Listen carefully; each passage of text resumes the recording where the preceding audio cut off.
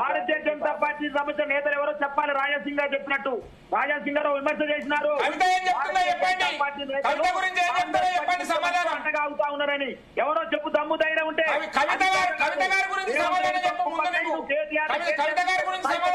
ధైర్యం లేదు మీకు. ముఖం సాధించుకుంటూ ఉన్నారు. ఒక ఆడబిడ్డ సంధించిన ప్రశ్నలకు సమాధానం చెప్పలేకపోతున్నారు. జగదీశ్వర రెడ్డి గారి గురించి కామెంట్ చేసింది డైరెక్ట్ గా లిల్లీపుట్ నాయకుడు అని చెప్పింది.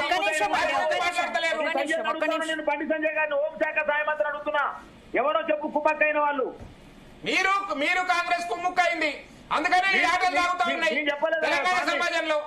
మీరు కాంగ్రెస్ ప్రభుత్వం వచ్చింది కాబట్టి మీ ఆటలు సాగుతా ఉన్నాయి.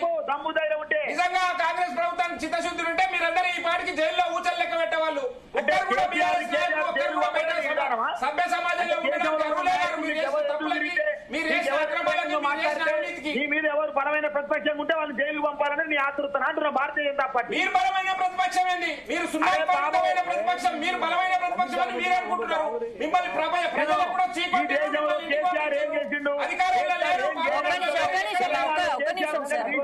ఆటలు సాగుతాయి అనుకుంటామేమో. కేసీఆర్ ఎక్కడ పోడు. తెలంగాణ ఉన్నంత కాలం కేసీఆర్ ఉంటాడు. భారత రాష్ట్రం ఉంటుంది. కేసీఆర్ ఉంటాడు. రాసి పెట్టుకోరు. రాసి పెట్టుకో డైరీలో రాసి పెట్టుకో. దిలీపాచారి గారు ఉంటారు. సున్నాకు పరిమితమై ఫామ్ హౌస్ లకు పరిమితమై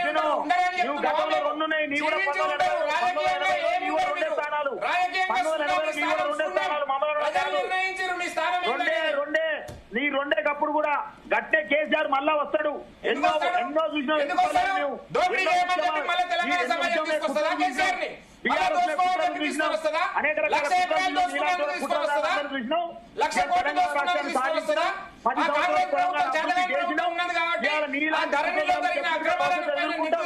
కాబట్టి మీ ఆటలు సాగుతా ఉన్నాయి. దమ్ము ధైర్యం ఉంటే నీ దోస్తు మీద కొట్లాడు. నీ దోస్తు చెప్తుండే కదా. ఏమని చెప్తుండు? చిన్నప్పుడేమో భారతీయ జనతా పార్టీ స్కూల్ చదువుకున్నట. మధ్యాహ్నం చంద్రబాబు నాయుడు దగ్గర ఉన్నట. ఉద్యోగం ఏమో రాహుల్ గాంధీ దగ్గర. భరత్ గారు చెప్పండి. చిన్నప్పుడేమో భారతీయ RSS స్కూల్ అట. మధ్యాహ్నం చంద్రబాబు నాయుడు దగ్గర ఉద్యోగం అట. చంద్రబాబు స్కూల్ అట, కాలేజ్ అట. తదనంతరం రాహుల్ గాంధీ దగ్గర ఉద్యోగం అట. RSS స్కూల్ చదువుకున్న గురించి రెండు పట్టించుకోరు కదా. అందుకనే మన రాజాసింగ్ చెప్పింది కదా, మా దోస్తులు ఉన్నారు కొంచెం భారతీయ జనతా పార్టీ దోస్తులు అని చెప్పేసి రేవంత్ రెడ్డి గారికి. ఇది చేత కాదు. ఇది మాట్లాడేందుకు చుట్టుకొస్తాడు. రేవంత్ రెడ్డి మీద డిమాండ్ చేయి. రేవంత్ రెడ్డి నువ్వు కూడా ఢిల్లీ పోయి ప్రెస్ మీట్ పెట్టావు కదా. నువ్వు కూడా కౌంట్ ట్యాపింగ్ చేస్తున్నావు కదా. అదేదో చేస్తామని చెప్పాడు సంజయ్. కేసీఆర్ తింటానికి సిట్ ఆఫీస్కి వస్తాడు. ఈయన మాట్లాడే తీరికిది. రైట్. బాలరాజు గారి వ్యాఖ్యలు కౌశిక్ గారు చెప్తారు. కౌశిక్ గారు సార్, ఇప్పుడు మేడం భారతీయ జనతా పార్టీ బీఆర్ఎస్ పార్టీ ఏంటంటే మీరు చూస్తా ఉన్నారు. బీఆర్ఎస్ పార్టీ అధికారంలో మొయినాబాద్ ఫామ్ హౌస్ సంబంధించి ఆనాడు బీఆర్ఎస్ పార్టీ సంబంధించి ఎవరైతే ఎమ్మెల్యేలు ఆ కేసులో వాళ్ళంతా కూడా భారతీయ జనతా పార్టీలో జాయిన్ అవుతా ఉన్నారు. దానికి నిదర్శనం మీకు అర్థమవుతా ఉంది. భారతీయ జనతా పార్టీ ఏంటంటే కేసులు ఉపయోగించుకొని ఖచ్చితంగా భారతీయ జనతా పార్టీలో జాయిన్ చేస్తున్న ప్రయత్నం భారతీయ జనతా పార్టీ చేస్తా ఉంది. బీఆర్ఎస్ పార్టీ భారతీయ జనతా లోపాయికారికి ఒప్పందం ఉంది కాబట్టి తెలంగాణ రాష్ట్రంలో Bharatiya Janata party centre BRS party నాయకులందరూ కూడా తీసుకుంటా ఉన్నారు. కాబట్టి అనవసరంగా ముఖ్యమంత్రి చెప్తుంది కదా, మానుకోవాలా. చంద్రబాబు ఉద్యోగం రాహుల్ గాంధీ తెలంగాణ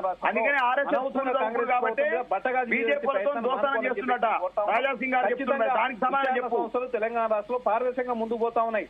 అనవసరంగా రాజకీయం చేసే ప్రయత్నం BRS party Bharatiya Janata party చేస్తా ఉన్నాయి తప్ప బీఆర్ఎస్ పార్టీ లాగా డైనింగ్ టేబుల్ మీద కూర్చొని ఫామ్ హౌస్ లో కూర్చొని వీళ్ళని అరెస్ట్ చేయండి వాళ్ళని అరెస్ట్ చేయండి చెప్పేసి కాంగ్రెస్ పార్టీ ఎక్కడ కూడా రాజకీయం చేయడం లేదు.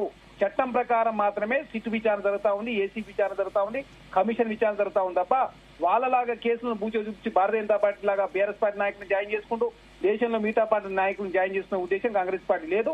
ఖచ్చితంగా చట్టం ప్రకారం మాత్రం చర్యలు తీసుకుంటారు. కొన్ని రోజులు లేట్ అయినా కూడా ఖచ్చితంగా చట్టం ప్రకారం ఖచ్చితంగా బాధ్యతపై చర్యలు తీసుకునే ప్రయత్నంలో కాంగ్రెస్ కోసం ముందుకు పోతుంది తప్ప వాళ్ళలాగా రాజకీయ అవసరాల కోసం మేము కేసులను వాడుకోవడం లేదని చాలా స్పష్టం. అనవసరంగా రాజకీయం చేసే ప్రయత్నాన్ని మానుకోవాలా. తెలంగాణ రాష్ట్రంలో ప్రజాస్వామ్యం బతికుండాలని చెప్పి కాంగ్రెస్ పార్టీ కోరుకుంటా ఉంది. అంటే శరత్ గారు ఇప్పుడు మీరు చెప్పినట్టు జడ్జీలు అధికారులు సహా దాదాపు 5-6 వేల మందిని ఫోన్ ట్యాప్ అయ్యాయనే ఆరోపణలు ఇంత జరుగుతున్నా కూడా కేంద్ర ఇంటెలిజెన్స్ గుర్తించలేదు అనుకోవచ్చా? అదే మేడం, ఆనాడు TRS party Bharatiya Janata party సహకరించింది. ఒక నిమిషం శరత్ గారు మాట్లాడక మీ దగ్గరకు వస్తాను. శరత్ గారు మేడం 2014 నుంచి 2023 వరకు భారతీయ జనతా పార్టీ తెచ్చిన బిల్లులన్నీ కూడా బీఆర్ఎస్ పార్టీ సహకరించింది కాబట్టి రాష్ట్రపతి ఉపరాష్ట్రపతి రాజ్యసభ వైస్ చైర్మన్ అదే కాకుండా డిమానిటేషన్ 370 ఆర్టికల్ ట్రిపుల్ తలాకు ఇట్లా భారతీయ జనతా పార్టీ తెచ్చిన బిల్లులన్నీ కూడా అసెంబ్లీ ఎలక్షన్ లో ఆపాలా మీరు ఎందుకు అనవసరంగా ఏందండి నాకు అర్థం కడతా కాదు. చరణ్ గారు మీరు సుప్రభాతం ఎందుకు చదువుతా ఉన్నారు? ఎప్పటికి ఇదే సుప్రభాతమా? ఇంకోటి లేదా? ఇంకోటి మాట్లాడడానికి రాదా మీకు? మీ దగ్గర ఏం సబ్జెక్ట్ లేకపోతే గదే చదువుతావా? ఇంకొకటి రానే రాదా మీకు? మీ నోట్లకెళ్ళి డిమానిటైజేషన్, గదే జిఎస్టీ, గదే రైతు చట్టాలు, వాటి గురించే మాట్లాడతారా? ఇంకోటి మాట్లాడరా? ఇప్పుడు టెలిఫోన్ ట్యాపింగ్ గురించి మాట్లాడంటే ఏదో మాట్లాడతావు.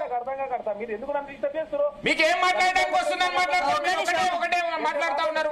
మిమ్మల్ని అడుగుతున్నది ఏంటి? మీరు మాట్లాడుతున్నది ఏంటి? ఒక నిమిషం మాట్లాడు దిలీప్ గారు. మీరు మాట్లాడుతున్నది, మీరు అడుగుతున్నది అంశం ఏంది? వారు మాట్లాడుతున్న అంశం మాట్లాడుతూ ఉంటే ఆయన బుకాయిస్తే మేము భయపడం. దయచేసి మమ్మల్ని ఇబ్బంది పెట్టొద్దు. మేము ప్రజాస్వామ్యబద్ధంగా మీరు మాట్లాడుతున్న మీరు డెమోక్రటిక్ వేలో కాముకుంటే మీరే మధ్యలో డిస్టర్బ్ చేస్తారు. చెప్పండి కంప్లీట్ చేయండి. చెప్పండి. 2014 నుంచి 2023 వరకు BRS party Bharatiya Janata party సహకరించింది. MLA election లో Bharatiya Janata party BRS party సహకరించింది. 2024 జరిగినటువంటి ఎంపీ ఎలక్షన్ లో Bharatiya Janata party BRS party గుంటూ 37% vote bank 17% పరిమితమైంది. 2004 లో బీఆర్ఎస్ పార్టీ 5 ఎంపీలు, 2009 2 ఎంపీలు, 2014 11 మంది, 2019 9 మంది. ఈ రోజు గుండు 7 స్థానాల్లో డివైడ్ పోయిందంటే Bharatiya Janata party BRS party గుండు గుత్తగా అమ్ముడుపోయిన మాట వాస్తవం. ఎమ్మెల్యే ఎలక్షన్ లో Bharatiya Janata party BRS party సహకరించింది. ఎంపీ ఎలక్షన్ లో భారతీయ జనతా పార్టీకి బీఆర్ఎస్ పార్టీ సహకరించింది. దేశంలో భారతీయ జనతా పార్టీ కేసీఆర్ గారిని ఓడగొట్టినాం, రేవంత్ రెడ్డి గారిని ఓడగొట్టినాం. అది అర్థమైతలేదు. వీళ్ళకి అర్థమైతుందా? కామారెడ్డి ఎవరు ఓడిపోయినారండి? ఎవరిని ఓడగొట్టారు? కేసీఆర్ ఓడగొట్టినాం, రేవంత్ రెడ్డి గారిని ఓడగొట్టినాం. దాని గురించి చెప్పండి ఏమైనా ఉంటే మీ దగ్గర. పుట్టిన వారికి వీరు అమ్ముడు పోయారు, వీరు వారికి అమ్ముడు పోయారు, వారితో కుమ్ముకాయరు, వీళ్ళతో కుమ్ముకాయరు. మీ రేవంత్ రెడ్డి గారిని ఓడగొట్టినాము, కేసీఆర్ గారిని ఓడగొట్టినాం, మేమే కదా. మీరు మాట్లాడి మీరు అనవసరం ఏందండి నాకు అర్థం కాదు. ఒక్కటన్నా వాస్తవం మాట్లాడుతున్నాడా? ఒక్క వాస్తవం మాట్లాడండి. నేను మాట్లాడడానికి సిద్ధంగా, వినడానికి సిద్ధంగా ఉన్నా. ఒకటంటే ఒక వాస్తవం మాట్లాడడానికి రాదు. మీరు అన్ని అవాస్తవాలు. ఒక్క నిమిషం ఆగండి. మీరు మేడం జర కంట్రోల్ చేయండి మేడం ప్లీజ్. ఎందుకంటే ఇబ్బంది పెడితే అంత ఒప్పుకుంటే ఏం రాదు. ఇప్పుడు దయచేసి భారతీయ జనతా పార్టీ దేశంలో ఈడీ, సిబిఐ, ఇన్కమ్ ట్యాక్స్ అడ్డగోలు వాడుతూ ఈ దేశంలో రాజకీయంగా పబ్బం గడుపుకునే ప్రయత్నంలో భారతీయ జనతా పార్టీ ముందుకు పోతా ఉంది. ఆనాడు BRS party Bharatiya Janata party సహకరించు కాబట్టి వాళ్ళు లోపాయకర ఒప్పందంలో భాగంగా. కౌశిక్ గారు, ఇప్పుడు సిట్ విచారణపై అనుమానాలు ఉన్నాయని విపక్షాలు మొదటి నుంచి కూడా ఆరోపిస్తున్నాయి కదా, మరి సిబిఐకి అప్పగించే అవకాశం ఉంది. దీనికి ఎందుకు అప్పచెప్పాలా మేడం? సిబిఐ ఏం తెలిసింది? సిబిఐ ఈ దేశంలో భారతీయ జనతా పార్టీ అధికారులకు వచ్చిన ఎంతమంది అరెస్ట్ చేశారు?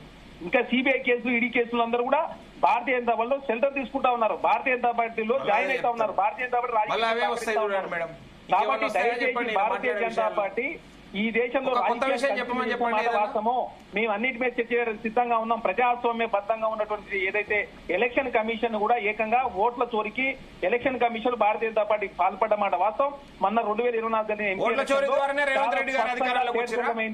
అదేవిధంగా ఏ విధంగా జరిగిందో సూటిగా అడుగుతున్న రేవంత్ రెడ్డి గారు ఎట్లా అధికారంలోకి వచ్చారు? ఓట్ల చోరీతోనే